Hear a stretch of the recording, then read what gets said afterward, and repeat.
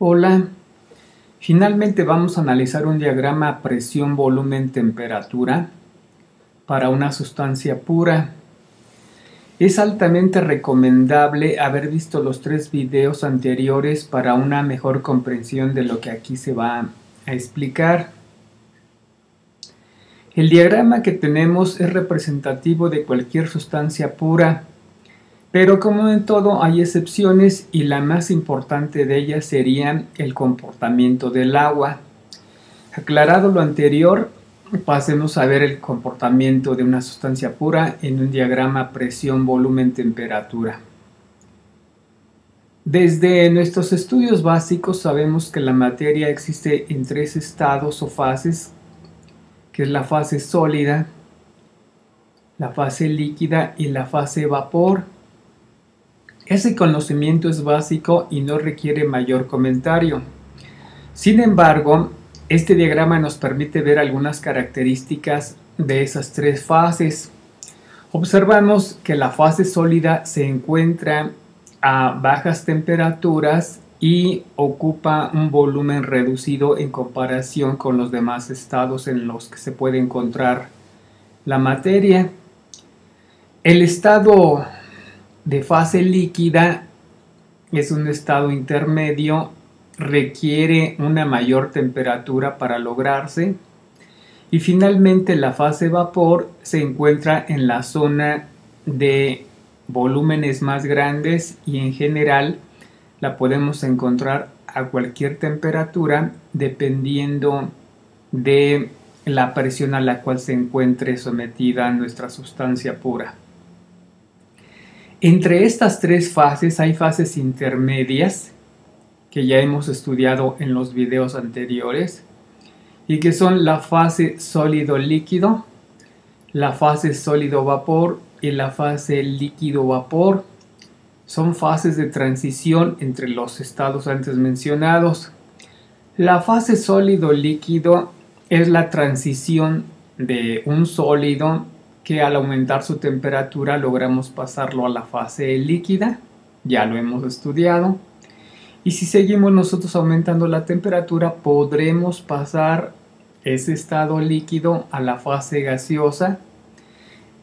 Esto ya lo hemos visto, pero aquí este diagrama agrega algo interesante. No habíamos considerado el cambio de volumen durante estas transiciones. Sin embargo, aquí nos manifiesta que un cambio de sólido a líquido implica un incremento notable en el volumen del sistema que estoy estudiando.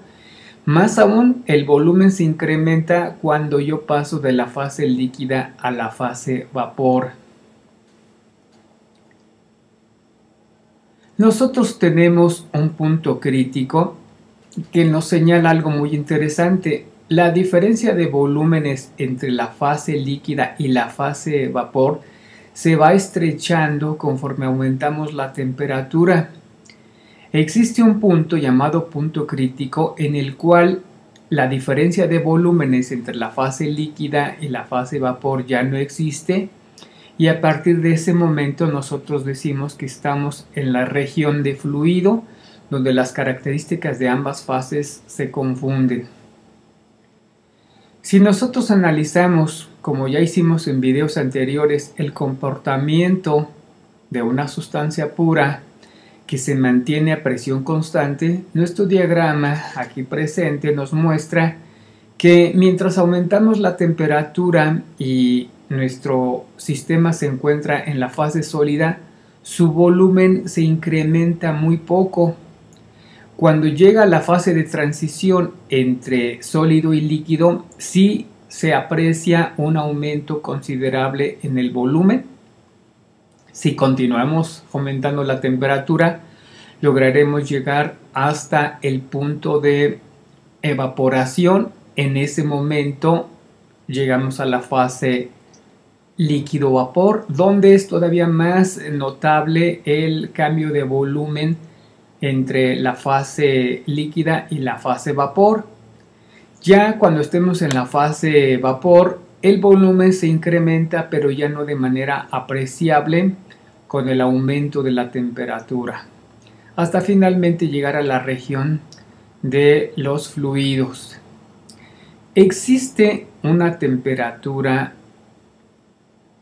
llamada del punto triple, en la cual pueden coexistir las tres fases, como ya lo vimos en otros videos, pero ahora nosotros podemos notar el cambio de volumen que sufren los sistemas cuando se tiene esa temperatura. Como pueden ver, lo único que estamos agregando a lo ya estudiado en los videos anteriores es el cambio de volumen, que no fue considerado anteriormente. Esto me hace tener un diagrama en 3 dimensiones que me facilita la comprensión de lo que está ocurriendo. Tomen en cuenta que esta es una sustancia pura.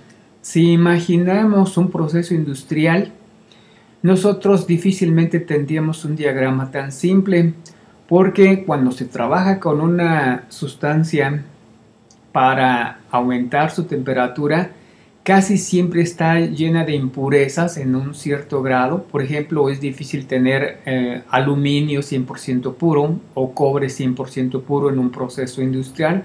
Por lo tanto, no nos debería de sorprender que al querer estudiar el comportamiento de nuestro sistema en un proceso real, tendríamos una superposición de lo que aquí estamos mostrando para diferentes sustancias, y eso nos podría confundir.